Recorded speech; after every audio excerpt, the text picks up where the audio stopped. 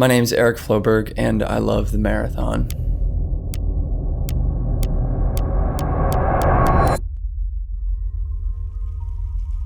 There's really not many other distance that interests me. It's been that way for the better part of 7 years.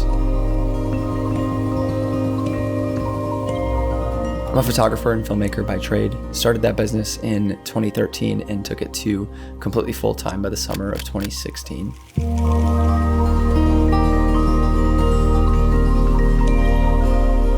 In 6th grade, I vividly remember getting dropped off at school and telling my mom that we were racing the mile for the first time that day and that I was gonna sprint the entire distance. And, I quickly figured out that that's not how you run the mile, but I was still able to claim the fastest time in the school.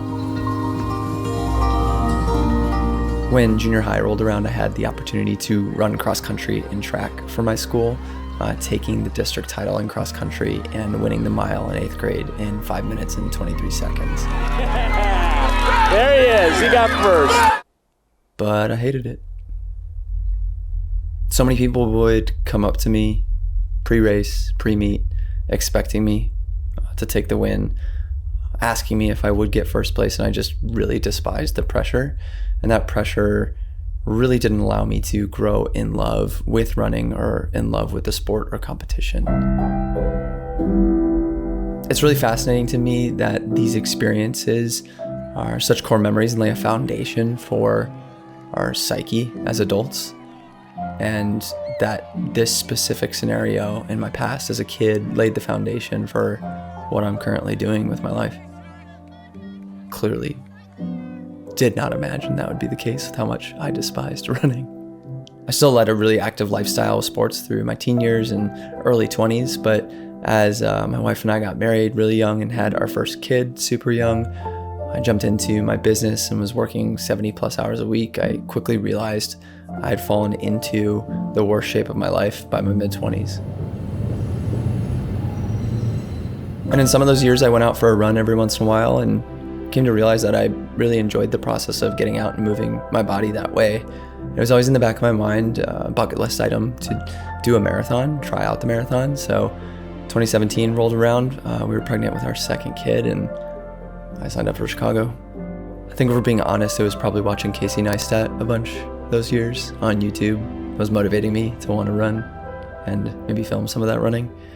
But being overly confident in myself and my athletic ability, I thought it was a no-brainer that I'd be able to qualify for Boston that year, which is a 3:05 standard. So that's what I set my sights on.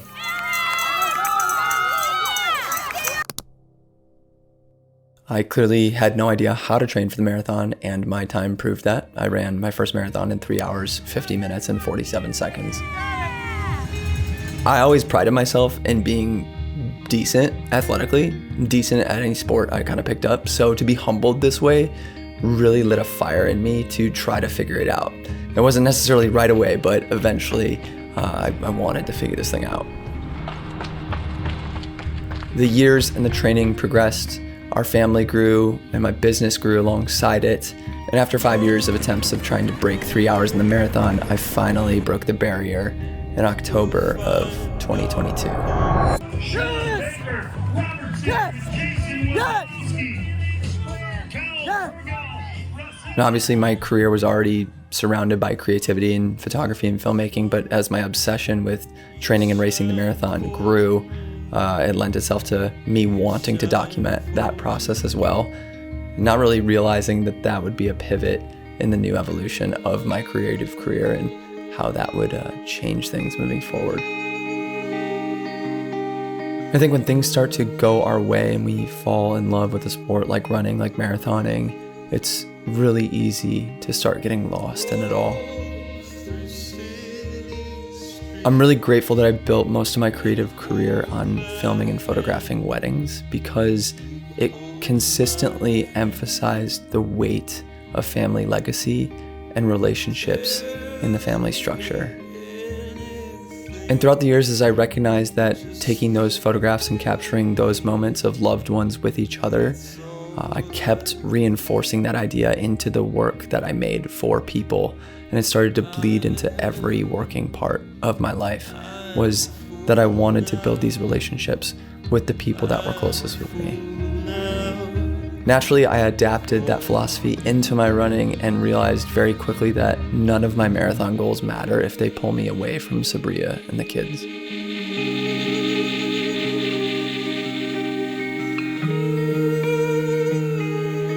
Through this process, I realized that training most of the time needs to exist before waking hours or after bedtime routines, and that gives me the ability to be present and available in the simple and mundane at home.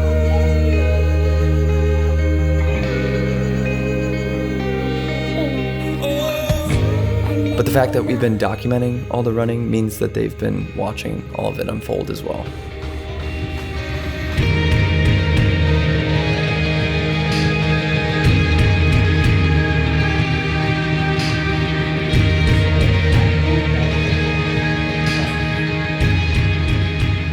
I'm hoping that they'll remember seeing how Dad chased his own dreams while still being present and available.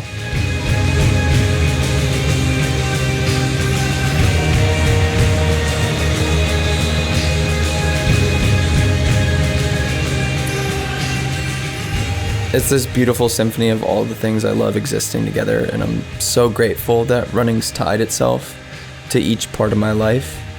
It's to that end that I don't see myself abandoning it for as long as I'm able to move my legs.